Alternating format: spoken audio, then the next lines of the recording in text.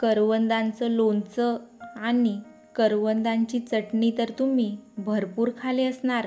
आज मी तुम्हाला करवंदांची अगदी चटकदार अशी भाजी बनवून दाखवणार आहे। तर चला पटकन ही रेसिपी चालू करूया। त्याआधी तुम्ही या चॅनलवरती पहिल्यांदाच आले असाल तर नक्की या चॅनलला सबस्क्राईब करा आणि बेल आयकॉन दाबायला विसरू नका। या पद्धतीने जर तुम्ही करवंदांची भाजी केली तर घरातील सगळेच अगदी आवडीने खातील।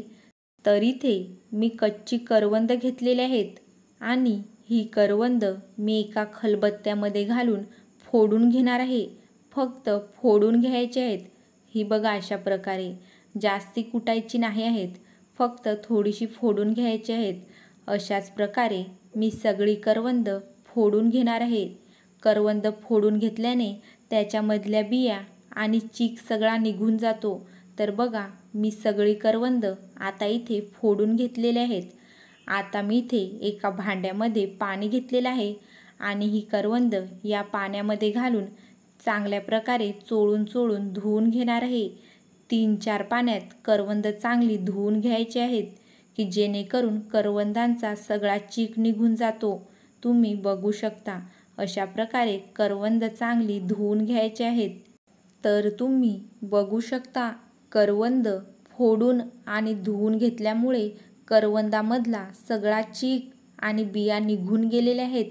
आता मी इथे अर्धी वाटी सुकट साफ करून घेतलेले आहे। आता मी गॅसवरती एक कढई ठेवलेली आहे आणि कढईमध्ये 1 चमचा तेल ओतून घेतलेलं आहे। तेल चांगलं गरम झालं की 5-6 लसणाच्या पाकळ्या घालून घ्यायच्या आहेत आणि पाकळ्या लालसर होईपर्यंत तेलावरती परतवून घ्यायच्या आहेत। तर बघा आता लसणाच्या पाकळ्या लालसर झालेल्या आहेत। आता मी याच्यामध्ये अर्धा चमचा हळदी आणि अर्धा चमचा लाल तिखट मसाला घालणार आहे आणि सगळं मिक्स करून धुवून घेतलेली सुकट घालून घेणार आहे आणि परत एकदा सगळं मिक्स करून घेणार आहे आणि कमी गॅसवरतीच मी हे परतवून घेणार आहे। आता मी याच्यावरती 2 मिनिटासाठी झाकण ठेवलेलं आहे। तर बघा 2 मिनिटं झालेले आहेत। मी झाकण काढून घेतलं आणि परत एकदा भाजी परतवून घेतली। आता या भाजीमध्ये मी ही धुवून ठेवलेली करवंद घातलेली आहेत आणि परत एकदा सगळे एकजीव करून मिक्स करून घेतलेला आहे। गॅस कमीच ठेवलेला आहे की जेणेकरून मसाला पेटू नये। तर बघा मी आता सगळं मिक्स करून घेतलेलं आहे। आता मी याच्यावरती परत 3 मिनिटासाठी झाकण ठेवलंय। तर बघा 3 मिनिटं झाले, मी झाकण काढून घेतलं आणि परत एकदा भाजी मिक्स करून घेणार आहे। आता या भाजीमध्ये मी परत अर्धा चमचा लाल तिखट मसाला घालून घेणार आहे आणि 1 चमचा धना पावडर आणि 1 चमचा गरम मसाला व चवीपुरतं मीठ घालून घेतलेलं आहे आणि ही भाजी मी परतवून घेणार आहे। या भाजीमध्ये मी कोणत्याही प्रकारच्या वाटणाचा वापर केलेला नाही। अगदी साध्या सोप्या पद्धतीने फक्त लसणाची फोडणी देऊन मी ही भाजी बनवलेली आहे। आता या भाजीमध्ये मी 1.5 ग्लास पाणी ओतून घेतलेलं आहे आणि या भाजीला मी 1 उकळी येऊन देणार आहे। अगदी चटकदार, आंबट आणि सुकट घातल्याने या भाजीला आणखीनच जास्ती चव येते। तर बघा आता भाजीला उकळी आलेली आहे।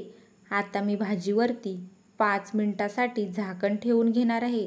तर बघा 5 मिनिटं झालेले आहेत। मी झाकण काढून घेतलेलं आहे आणि 3-4 मिनिटं झाकण न ठेवता मी ही भाजी शिजवून घेणार आहे आणि याच्यामधलं पाणी थोडंसं सुकवून घेणार आहे। तर बघा आता भाजी बनून तयार झालेली आहे। मी आता गॅस बंद करून घेणार आहे। तर कशी वाटली तुम्हाला ही करवंदांची चटकदार आंबट अशी भाजी? नक्की मला कमेंट करून सांगा आणि जर तुम्हाला माझी ही रेसिपी आवडली तर नक्की माझ्या चॅनलला सबस्क्राईब करा आणि बेल आयकॉन दाबायला विसरू नका।